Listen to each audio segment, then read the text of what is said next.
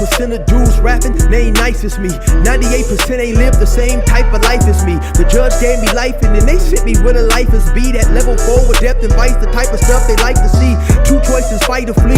I refuse to die a chump. I never been a mark, but damn, it's scary when that riot jump. I seen dudes cry, get pumped, and some sexually brutalized. Knew a dude who lost his life and he was only doing 5 year-long racial fights when homie all you do is ride. Lonely days and nights up in a hole causing suicide. From the moment you arrive, you see the Mexican mafia, AB skinheads with big giant swastikas, pro-black philosophers, the BGF, the Kumi, and Muslims who will murk you from the nation to the Sunni. That MS was loony, quick to ride up on they rival. Even Christians went to church, hide knives up in a Bible. Political and tribal, the Crips and Damus, the Long Beach, the Hubs and the Dubs and the Grooves, the IE, the Bakersfield, the Dago Pyrus, the Hustlers quick to roll, the gangsters don't move, whatever click you choose. Around that time when we first came to prison, it was notorious that the guards would not give warning shots if a fight broke out or something ensued. And so you mentioned to me a time about when you was outside chilling and the guard tower actually shot his rifle, which is a Mini 14.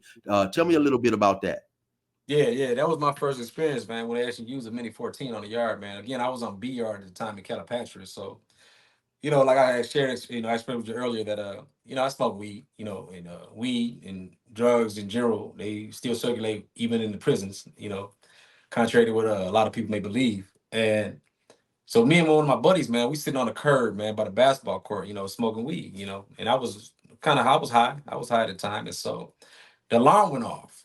And generally when the alarm goes off, that's because there's an altercation or there's something to alarm the guards where something is occurring and they need, their assistance. They need to run over there and take care of it or whatever. So there was a fight on the yard and the alarm went off and we were already down. But of course, the rest of the yard started getting down. And while we're looking across the fence, because this was on the other side of the fence, this is while I was in 5 building on B yard. And the Mini 14 went off.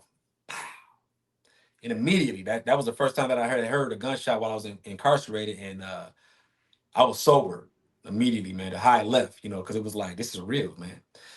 Thankfully, nobody was shot, but a shot was fired, And so, again, like I say, if I didn't know that this is the real deal, that was the real deal. And you also told me about a time when you was playing basketball and eventually some dude, you noticed that a dude had been stabbed. What happened there? Yeah, man. So that was one of my outlets, man. I lifted weights, I worked out, I played basketball. So this particular day, man, it was a morning time. So I was out for morning yard and playing basketball on the court, me and a few other fellas. And it was a guy that was running the track. And if I remember correctly, I think he was a Mexican guy. He was running the track. You see him every so often run around, run the track, a relatively large track. And this one particular instance, while we're on the basketball court, he's running the track and he's holding his neck, man, and blood is gushing out of his neck. And I'll say this for the viewers that, may not be familiar with prison. When you're in prison, if you see any altercation occur, it's like an unwritten rule that you're supposed to kind of like downplay your interest in it because you don't want to bring attention to it because it's kind of like it's not telling, but it's telling. It's kind of like if you just so observant upon a situation that's occurring, then it's kind of like, well, you're letting the COs know that there's something going on in this direction, and you're going to bring their attention to it. So you kind of act like you got to act like you see it, but you continue doing what you're doing, which is what we did. We continue playing basketball, but we did observe that this guy walking around, he got blood gushing out of his neck, man, something vicious. So he eventually made it to the gate, because the gate, you're locked off to the program office, the medical facility, canteen, etc. So he made it to the gate to where an officer finally recognized it, put the yard down, and kind of took him out, to get taken care of. Yeah. And so once again, Fred, what's it like living in a environment where violence like that is happens on a regular basis? I mean, do seeing situations like that make you fear for your safety at times when you go back in the cell, wondering if you ever make it home, or does it make you, beast up like, okay, I'm not going out like that? What does it do to your psyche? That's interesting, Chill. I don't think it really had well, I can't say that it didn't have an effect. Let me say that I kind of recognize that 2 + 2 = 4. So it's like cause and effect. If I'm pretty much doing what is required of me, then I wouldn't have to be concerned about being involved in those type of situations. So I had that type of foresight, you know. So if I seen something like that, my conclusion would be that, you know, he was in violation for something, or, you know, he put himself in that position, or he found himself in that position as a result of his actions. And so, thinking like that, as long as I understood that I was going to do what was necessary for me to get out, which included not getting involved in something that would result in, you know, being harmed or having to harm someone, then, you know, I didn't have that type of that mindset like that. And so, what do you think was some of the worst things about being housed at Calipatria? But you say Calipatria in particular, I would think probably just lockdowns, man. Being locked down and not having the ability to go to visits and get canteen and whatnot. But just in general, if I can expand on your question a little bit, I think for myself, the whole incarceration experience, man, one of the hardest things for me was getting older, maturing in prison, and being stuck in being in prison as a result of a decision that I made when I was young. And I can recall that there was a time, you know, because I would call back periodically to Detroit, you know, some of my partners that were still, you know, living in Detroit or what have you. And I remember calling back one time, and, you know, generally the conversation would go, you know, I kind of asked him, like, what's up with so and so? Oh, he doing this, he doing that, you know, etc. But this particular time, man, I think I was about 24, 25 years old, and I had called back, and, you know, the conversation was a little different. You know, it was kind of like, you know, what's up with so and so? And then, you know, the response was like, man, I ain't even seen them for like a year, man. I don't even know. Okay, okay. What you been up to though? You know, I'm kind of like, man, doing a family thing, man. You know, I got like a kid now, and me and the girl, man, just kind of like just trying to make ends meet, man. And that was like eye opening for me, because, you know, being 24 or 25 at this time and having been incarcerated since I was 19, 20 years old, you know, I was like, it dawned upon me that I was like in a time warp, you know, in terms of I was stagnant. You know, I was 24, 25 years old, but I still had the mind of a 19, 20 year old. And at that time, that's when it was like, you know, I wanted to grow. You know, I didn't want to be stagnant like that, you know. And that's when I made a decision to educate myself, you know, and that was even prior to them having programs in the institution, you know, in prisons as far as college, what they had later came with. And I was telling myself, man, I got to do something to continue to grow. You know, that was my mindset at that time. And this, you know, I think it's intriguing and profound that you mentioned that, right? Because as you was talking about that, it made me think of a situation where, you know, I don't know exactly when, but there was a rap group by the name of Arrested Development, and I think they had a song called "Everyday People," and it was pretty popular. Now, Arrested Development, I don't know if I never put any thought into it; it never crossed my mind or whatever. But that term didn't really it didn't really register until I was locked up. Then Yeah. at some point, like you said, because after a while we get tired of doing the same old thing day in and day out. I think doing time, having life, and just in my opinion, I believe it's a little easier when you're younger and you're more young-minded. But then as Yeah. you start to mature, you start to, you know, you get older, you start to realize, like, dang, I'm just doing the same thing every day. And Yeah. to me, that's when prison got a little more harder. And that's when it dawned on me the term arrested development, because your development is arrested, because when you're in prison, there's only so much maturing and developing you can do. Even if you're seeking it, but especially if you're not seeking it, you know, you definitely can seek more knowledge as a free man than you can in prison. So that's when it dawned on me the meaning of arrested development. Sometimes I was feeling like I couldn't grow in prison. You know what I'm saying? Yeah. Because it's only so many things that we're privy to. So Hmm. is that what made you started to seek your freedom even more? You know, I think we failed to mention. So eventually, you end up leaving Calipat and you go to Ironwood, which is a level 3. And Right. so, is that where you were when you had this conversation, and it made you get on the path of trying to change? No, actually, I had that conversation when I was in Calipatria, man, when I was on level 4. But like I say, because I didn't want to be stagnant in growth, man, I started thinking about what could I do to try to continue to grow. And one of the first things I thought about was taking college courses. You know, so I had that kind of that consideration prior to even leaving Calipatria, or when they came with the college program, which they later did come with in Ironwood. I think they had a program though. I think it was an IYO program in Calipatria. So I did apply for that, but I didn't partake in that. I ended up getting transferred to a level 3 where I started taking college programs. But yeah, that was the catalyst for it, man. Like I say, 'cause like as you stated, when you so many years of doing the same thing, and then you're being treated the same because you mature. You know, that's natural. That's a part of life. You mature, but being incarcerated, you're not treated differently if you're 20 years old or if you're 40 years old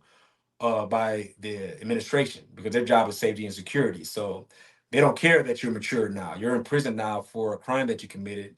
Their job being safety and security, and you know you being mature is good for them in terms of you're not going to be causing a ruckus while you're incarcerated. But as far as should we allow you to, you know, have a conversation with you as an adult or as a 40-year-old person? No, that lock it up. That's what your job is. You know, their job is to ensure that you lock it up at 9 o'clock. So that's what you need to do, irrespective of you not, you know, trying to hang out or be like you were when you were 20 years old. That's not their concern. You know what I mean? So yeah. And let me ask you, because you just brought up a good point. So let me ask you a question, because I'm sure we've all experienced this in prison if we've done a considerable amount of time and spent a lot of years in prison. What is it like, man, being in prison at the age of 35, maybe 40 years old, and having some young little snot-nosed guard who's 22, 23 tell you, man, go to your cell, lock up? Because like you say, despite being older and mature, you have a lot of the administration who don't treat you like that. So what Yeah, is that feeling like, man, when you have some kid giving you orders based on you're just a convict?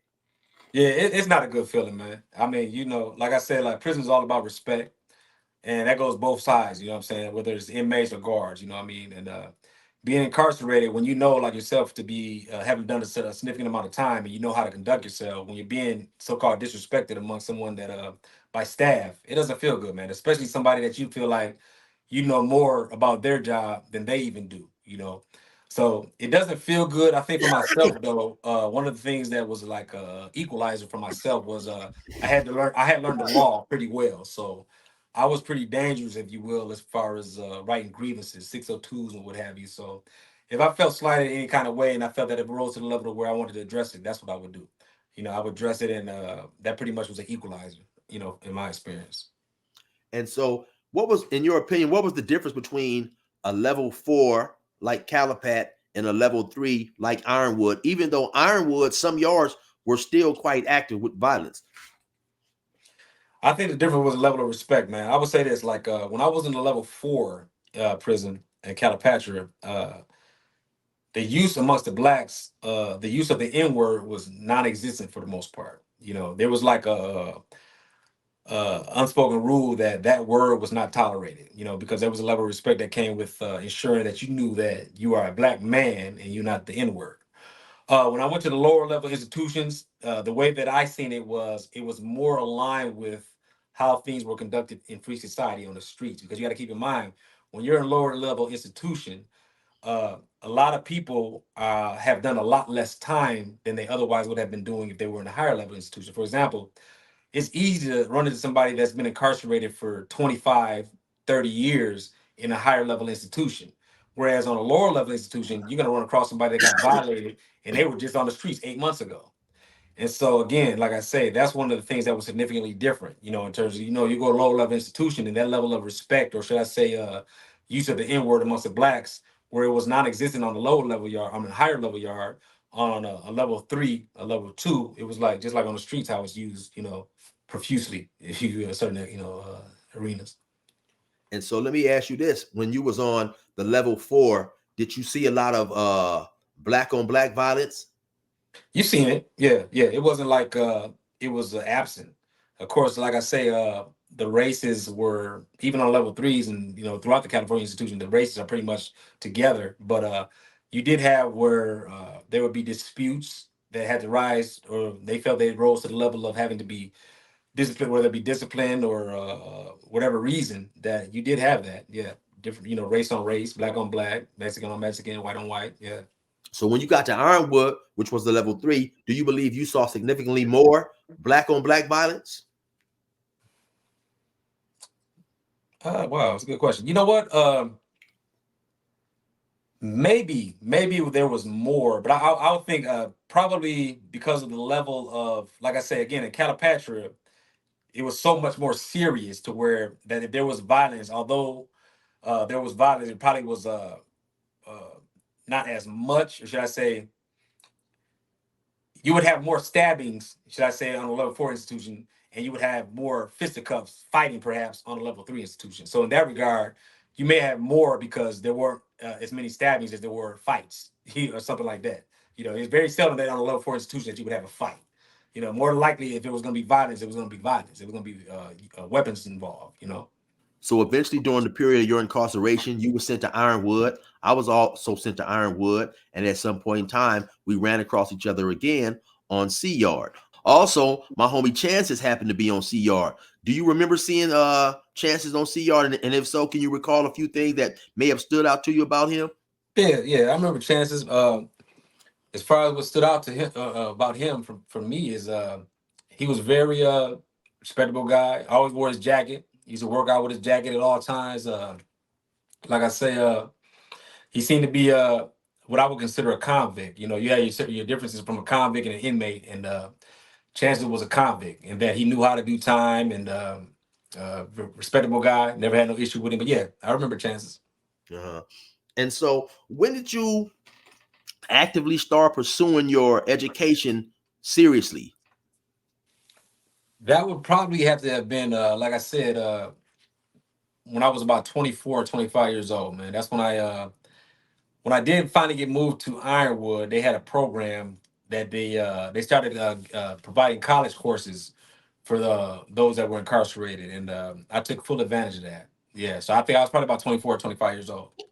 And one question that I want to get in that I didn't happen to get in is, so eventually when you was initially arrested and stuff, and your parents come to find out that you was in California facing all this time, how did they process that and deal with that? Yeah. That was rough for them, man. Because again, of course, my parents, man, they didn't. That's not what they had for my future. So it was definitely difficult for them, man. They attempted to get an attorney for me, but it was too expensive. They didn't have the means to provide me with an attorney from that far away. Yeah, it was devastating, man. Yeah, it was very devastating for both of them. And I can only imagine, because it was very devastating on my parents as well. But at least my parents had the, I guess I should say, luxury of being in the same state. Your parents being in a different state. Yeah. Being unable to visit you as frequently, I'm sure, as they wanted to. I know that had to be extremely, extremely rough. And only now am I even learning through some conversations and stuff how difficult that was for my mom. Yeah. A lot of times she told me she wouldn't even want to leave, or she wouldn't want to go here or go there, because she wouldn't want to miss my call, knowing that sometimes, our calls are limited. We're not always able to call. So I know that had to be extremely rough. Back to your education wise, I remember hearing about you, and I know I still had to be incarcerated at another institution, but somebody had told me, man, Fred is down there. He's doing good, because when you're at institutions and people come from institutions that you used to be at, you ask about the fellas down there. Hey, what's up with this dude? What's up with that dude? And I remember asking somebody about you, and they said, oh yeah, Fred is down there. He's doing real good. And they had mentioned something about you having a TED Talk, or you being involved in some program. First of all, is that TED Talk? Is that on YouTube somewhere where people can find you? Yeah. That is on YouTube, man. That's on YouTube. It's TEDx. Successful Transition. I think that was, if I recall correctly, that was the name of the talk that I gave, Successful Transition. But that was in all respect due to ARC, Anti-Recidivism Coalition, that was headed by Scott Budnick, and at that time, I believe Prophet Walker. He was also somebody that was instrumental in getting that accomplished. But yeah, that was like one of the first TED Talks. If I'm not actually, it was the first TED Talk done in the California Department of Corrections. I was I partook in that. Yeah. Right. Well, congratulations. And once again, if anybody is interested in checking that out, let them know again where they can find that. Yeah, that's on YouTube. It's called it's Fred Hayes TEDx Successful Transition. Yeah, that was the name of the TED Talk that I gave. During the course of you taking these college classes, did you obtain any degrees? A business degree, an associate's degree in business management. And I also accomplished I completed a certification in information technology. Yeah, while I was incarcerated, taking the college courses. That's what's up, man. While you're down in Ironwood, and by this point in time, you've been incarcerated in the California prison system for quite a while. what was your take at times on the black on black violence that you did see? You know, being from Detroit, not being a Crip or a Blood. What was your take on that? Well, you got to keep in mind too, man. Being from Detroit, you know, of course, they had black on black violence in Detroit as well. So I think that's something that happens nationwide. You know, it's not just specific to California. So understanding the dynamics of California with respect to the Crips and Bloods, it was like, you know, I understood it. You know, of course, if you have you have altercations that occur between of course the Bloods and the Crips. And also sometimes you have internal complications that involving Bloods and Crips. So it wasn't something that was like out of the ordinary because of course, you know, like I said, you had the same thing that happened in Detroit. You know, blacks get into it with blacks. You know, Detroit is a majority of black city. So of course, you know, you have your violence, if you will. So yeah, it wasn't nothing that was significantly different than what I've already experienced or understood. Yeah. Most definitely. And do you remember we were also on C Yard at the same time in Ironwood when the actor, I believe he plays in Snowfall. He's played in a bunch of movies. Get on the Bus, Three Strikes. Oh, you The talking about Wood. D? Yeah, D. Yeah. I ran into D. He was on the same yard as this. Yeah, I remember D. Did you ever have any encounters with him, or did you talk? Yeah. We to him? played ball a couple of times. You know, regular guy. Yeah, we Uh-huh. played golf. We played basketball a couple of times, and he was a good dude, man. You know, I had no issue with him. I know he had some run-ins while he was incarcerated that eventually resulted in him being moved to a different yard. But yeah, I remember D. Mm-hmm. Yeah, I think what's his name? DeAndre Bonds. I think his name is. DeAndre Bonds. Yeah, you Yeah, know, DeAndre Bonds. Yeah. I played basketball. I never ran across him on the basketball court, but I was Yeah. just showing the difference because a lot of times people always ask, "Hey, chill, man, how would I fare in the California prison system if I was from Kentucky, if I was from Wisconsin, or whatever?" And so here's pretty much two similar situations. You were a non-affiliate. Yeah. He was a non-affiliate, but Yeah. for whatever reason, you had certain gangs who chose to somewhat prey on him, and I don't know if it was due to his actor status and they believed he had money or whatever, you know. Because I always said, in my opinion, I honestly felt that the brother should have been applauded, man, for his accomplishments, you know, being able to. And of course, yeah. And interject real quick too. You know, as you know, man, I'm certain that there were certain people that were, you know, applauding him for his accomplishments. But you got to keep in mind, man, prison, it can be a predatory place. And like you stated, perhaps they thought that, you know, he had some financial means to where they could benefit from or whatever the case may be. Because of course, as you know, you probably realize or know about, he did come into some complications. He's out now, from my understanding, thankfully. But he was like I said, he's put it like this. Although he was an actor, he was at the end of the day still a fellow human being, like, you know, all of us are. And Right. he found himself in a situation. I think he had a manslaughter for having committed a manslaughter upon his uncle, I think it was. But my interaction with him, man, he was a down to earth guy. Got caught up in the system, and thankfully he's out now and being productive. You know, but yeah. And so, Fred, never at any time during your incarceration, did any like gangs or anybody try to press you for not being affiliated with the Crips or the Bloods? No, I think I had one experience, man, in Calipad. There was a guy that tried to kind of like put me on, man. Let me say this though, right? Because when I was locked, prior to me being locked up, man, I had a friend of mine, someone that I considered a friend after the fact, but I had met him prior to being incarcerated, and that was Ray Callahan, man. Ray Callahan from A-Track. You know, I ran into him when I was incarcerated and everything like that, and we were in Calipatria together. And he used to lace me, man. He used to lace me because I was kind of like friends with the family, so to speak. And there was a guy from San Diego that tried to kind of put me on, or, you know, kind of try to like address, or should I say, provide me an invite with belonging to his set. But you know, I'm from Detroit. You know, that wasn't something that, you know, we don't get on like that. That wasn't my thing. And also, let me say this too, like there were other people that were from outside of California, and we kind of like had a clique, so to speak. You know, we weren't a gang, but at the same time, because we had the same, you know, not being from the California, we kind of like stuck together. So it was presented to me, and that was from somebody that was from San Diego. And like I said, of course, I declined. You know, that wasn't my thing, man. You know, I'm not a gang member.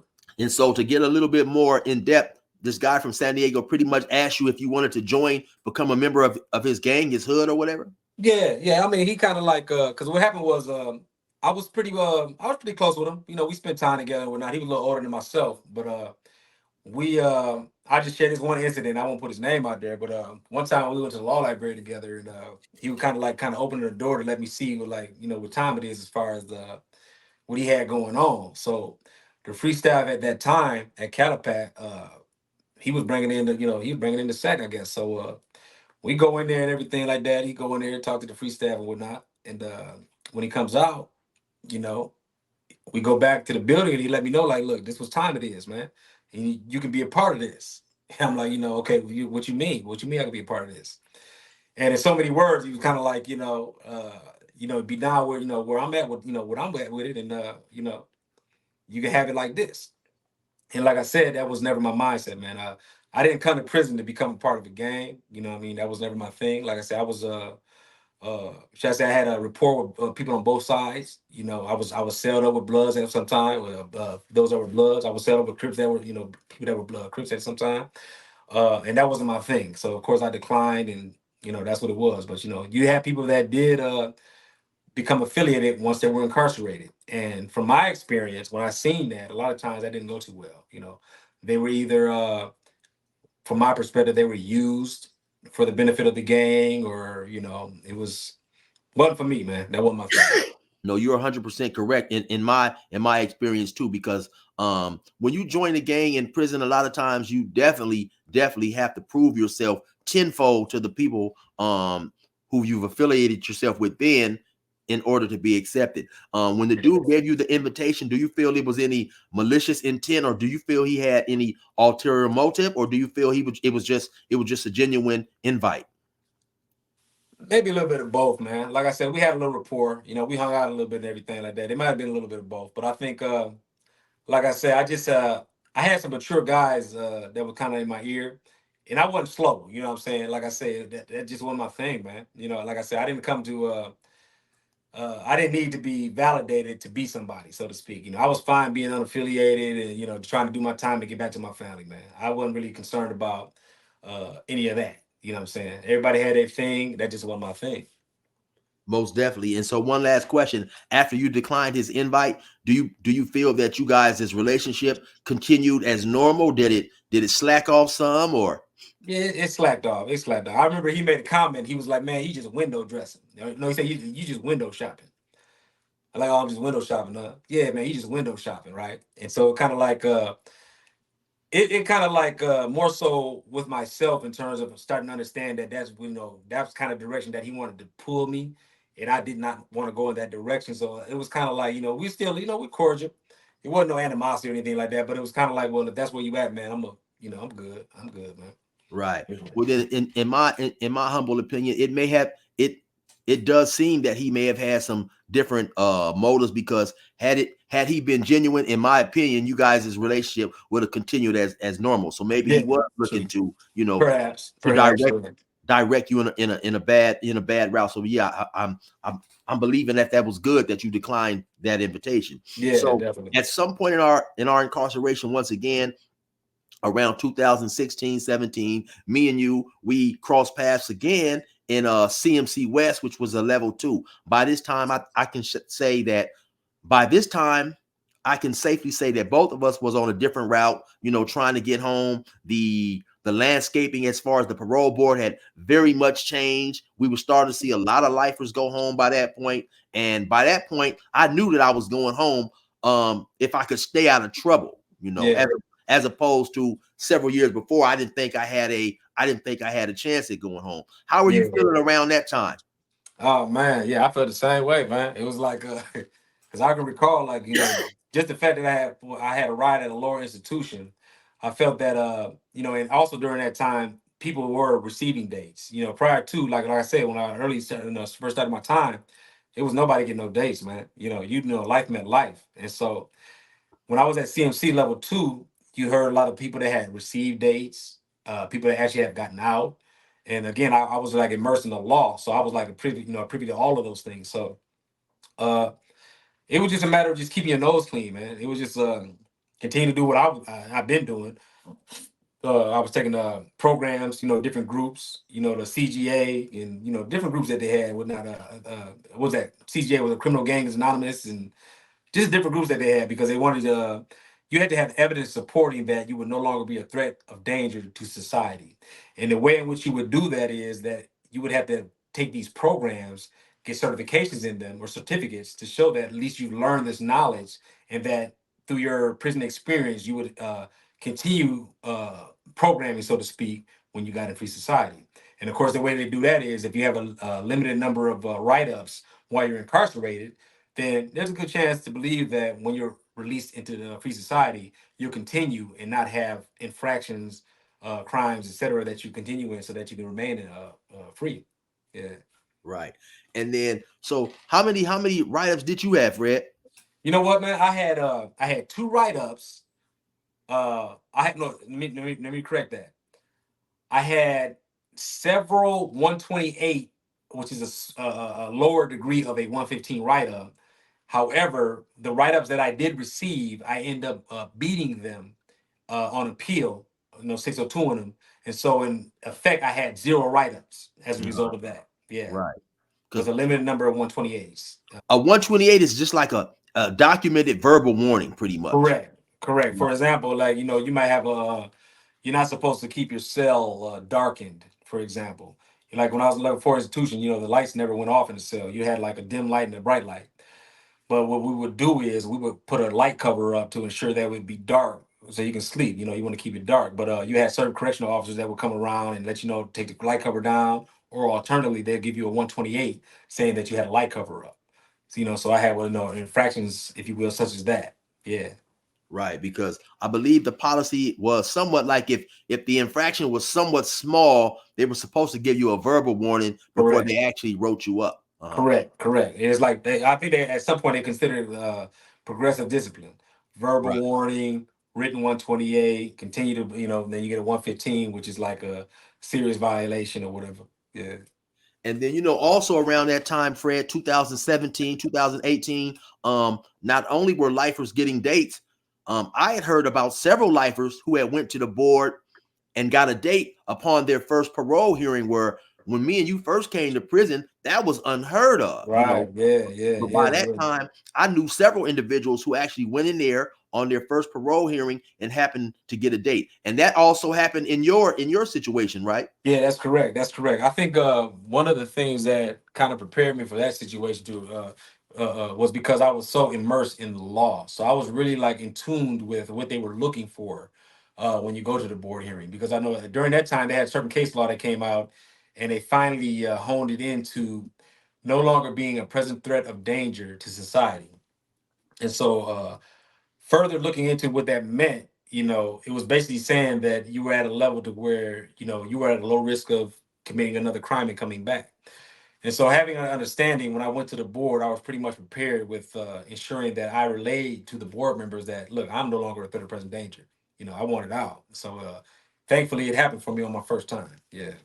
Right. And like you, Fred, myself, once they did start releasing lifers, they had these different little groups. I remember one was the Lifer Support Alliance, where they released these periodical pamphlets every so often about things that were required of us to get out. And like you said, man, I studied those religiously. I read them every time I could, I could run across one. Yeah. And, I was definitely definitely trying to figure out what all they was requesting too. So what was it like? What was it like, man, when you finally went up in there and you have your hearing?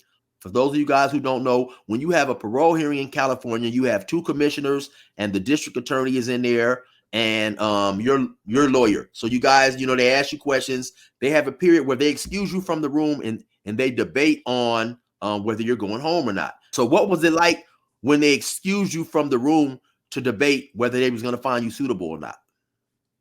Yeah, that was it was pretty nerve wracking, I guess, man. I kind of felt like I did. I relayed all the information that was required to ensure that I was found suitable, but of course you don't know. So uh, I was kind of apprehensive about what the result would be. Would they consider that this being my first time, they want to deny me 3 years and see how I do within that time frame, or did I convince them enough to say that you're no longer a threat or danger to society and allow me to get out. So I would say there was a level of apprehension, but I was confident in with having went in there and did everything that I was required to do. So yeah. And so when they do call you back into the room to present you with the decision, what was that like? Did they hop right into it and tell you that you were Man, suitable, or did they drag it out a little bit? What do you recall? it seemed like they dragged it out, man, because of course, a lot of the stuff they do, they have to justify it through the record. So they went through reading that, okay, and you were committed to the California Department of Corrections, rehabilitation at this time, and during this time you did this, you did that, you accomplished this, you accomplished that. They kind of go through the whole little dialogue about, what you've been doing during your incarceration, how you were prior to and during. And so it wasn't until they got to the last point of actually stating that we find that you are no longer a current danger to society, that I was like, really like, oh, wow, they're saying in so many words, I'm about to get up out of here. You know what I mean? So it seemed like they dragged it on, man. But when I finally heard those words, man, it was like, oh, my goodness. You got to keep in mind, man, I was locked up 23 years, man.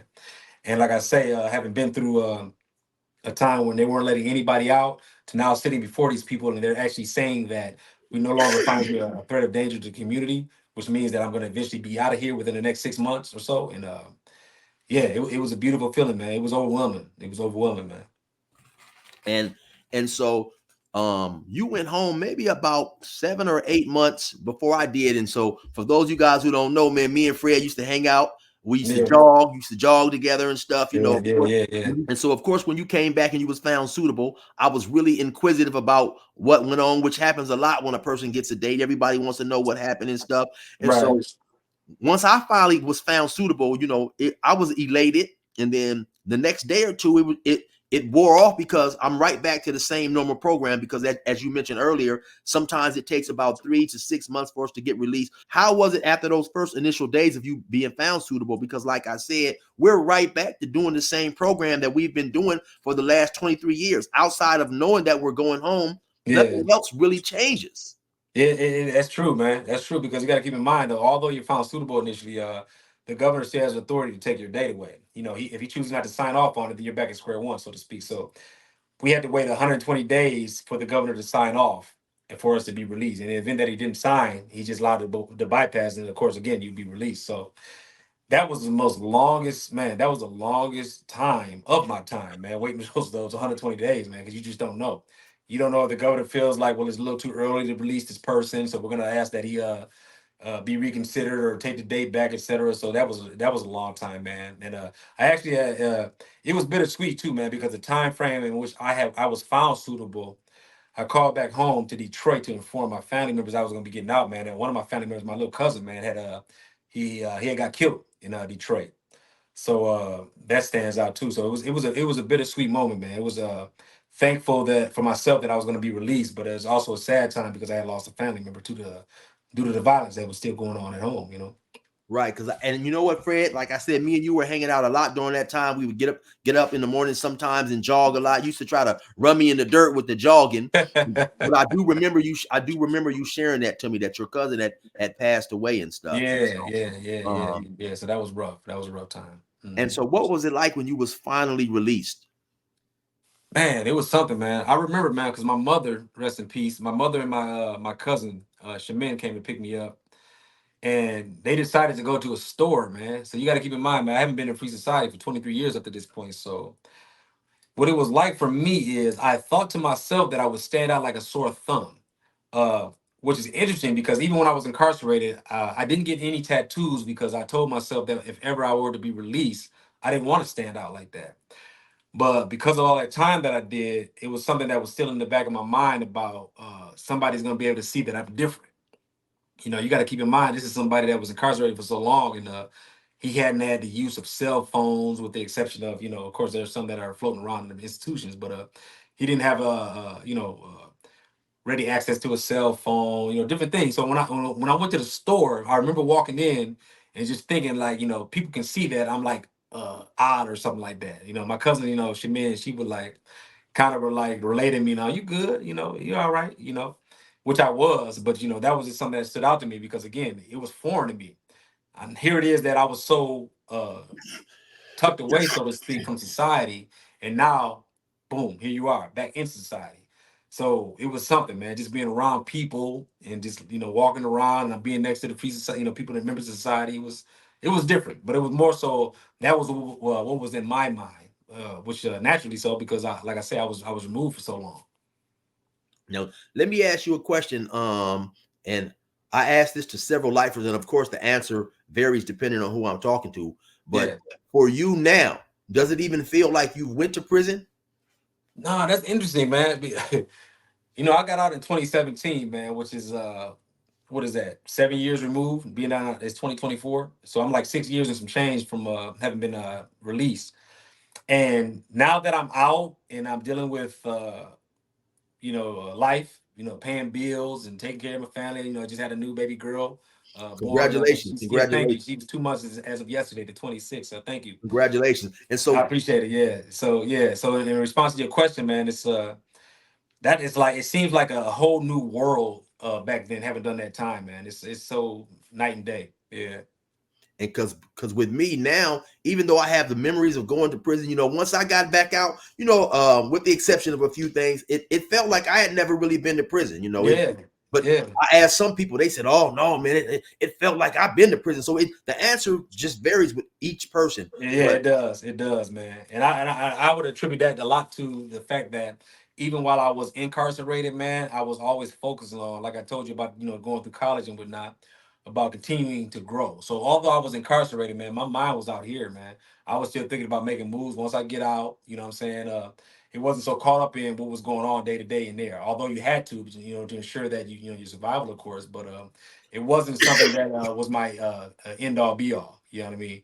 So when I did get out, I still was able to maintain. Because even today, man, I'll speak to people, and those that don't know, if they happen to inquire or that I determined that I want to share with them that I was incarcerated for the amount of time that I was, they're like in shock.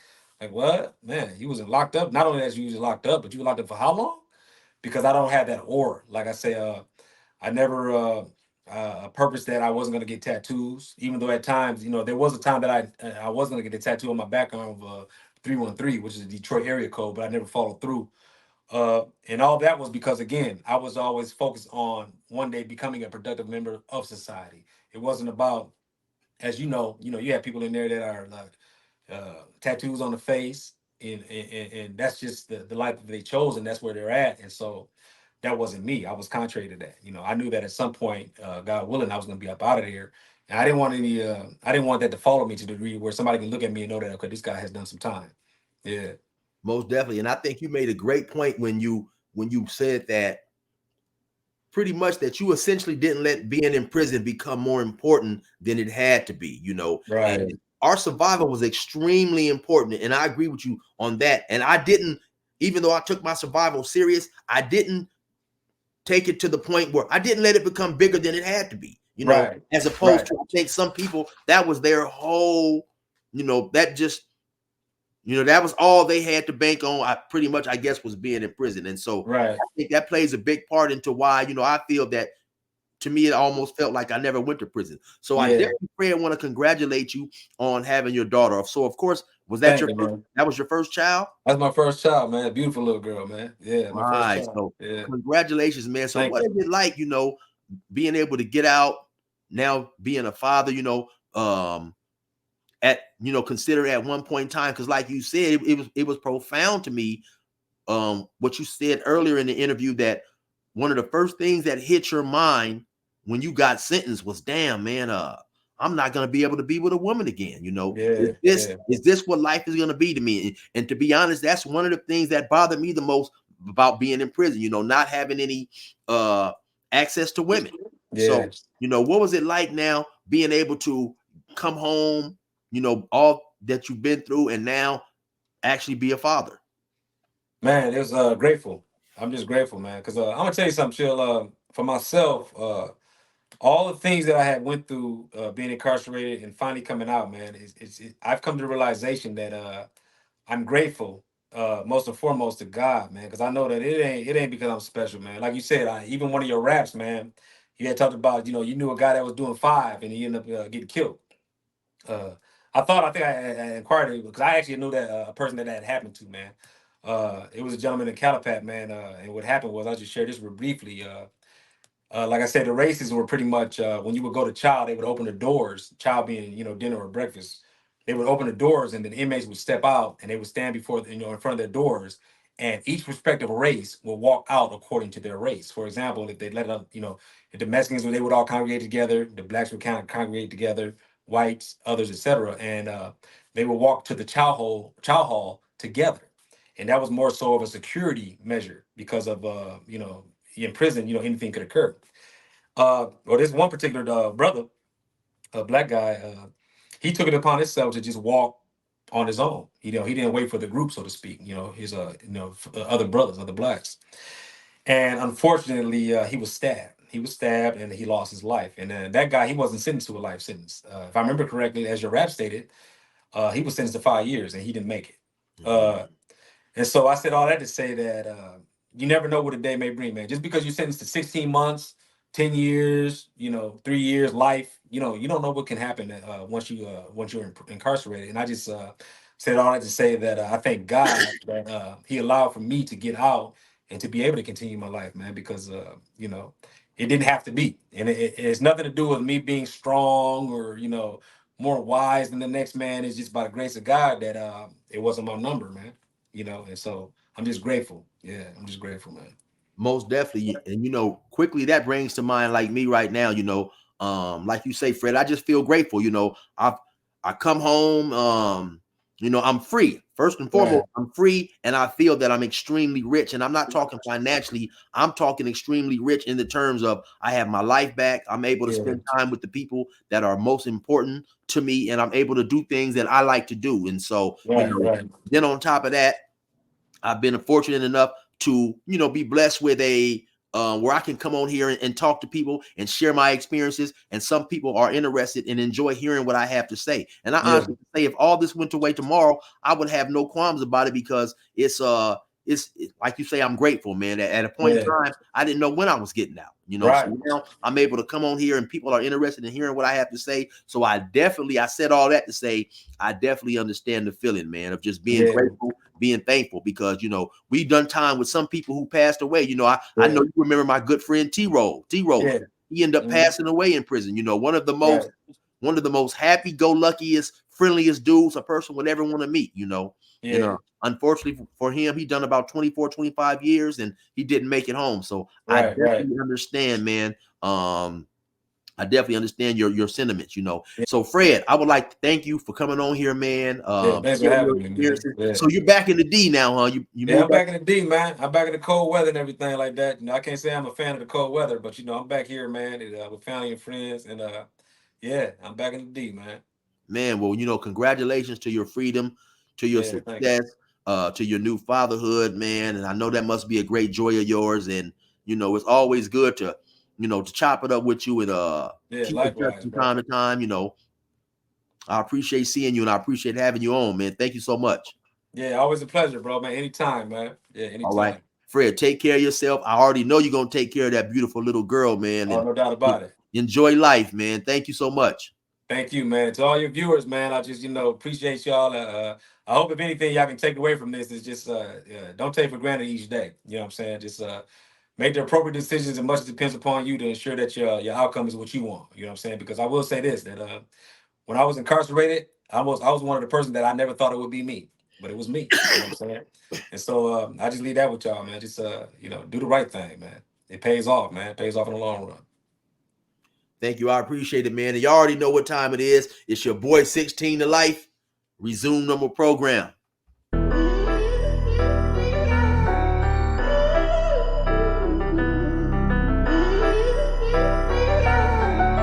90% of dudes rapping, they ain't nice as me. 98% ain't live the same type of life as me. The judge gave me life and then they sent me where the life is be. That level 4 with depth and vice, the type of stuff they like to see.